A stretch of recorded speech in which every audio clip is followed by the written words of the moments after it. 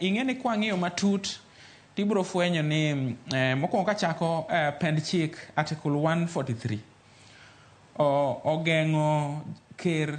Nitie kaka ka ker pod obede komeno endo to donjone bedo ni tek, ok inyal donjone. To mano endo en mana ker kende. Tibro fwenyo ni projects gi te ker ok timgi. Kwa ng'iyo kata mana NHIF, ibro realize ni nitiere kata mana kaka koro PS, jok ma in charge mar project inano endo. Jogo endo gin gionge immunity. King'iyo kata mana housing levy to gi kako bedo collected, president ok collecte.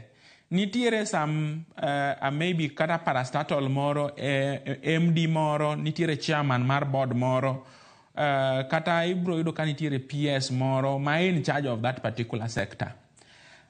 Adieri man kende ni jok motiyo godo ma implement jogendi chik ok omiyo immunity. En mobuogo ji niendi nyaka yud ka nitiere jok mosiayo madhi timo gigiendi. Emomiyo ineno ka kata chiencha kowacho kopenjo ji moko ang'wen ka, jok moko matin ka, ni to wadhi mbele gi gero gini koso kik wadhi, to jok wacho ni wadhi, to wacho ni ng'ane ket pesa kama, ng'ane ket kama, wadwa ni ger gino, matine ni en ok otim gigo.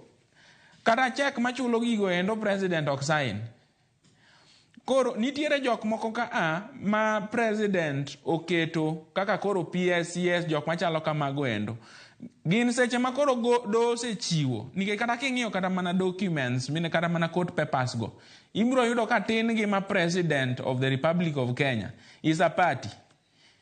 E court order go ibro yudo ka president, kech president ok inya donjo ne kotiyo. Ibro yudo ka jok mano donjne gi gin jok man in charge of those sectors. Koro gimogeng'o nwa sani endi cite jogo for contempt of court onge.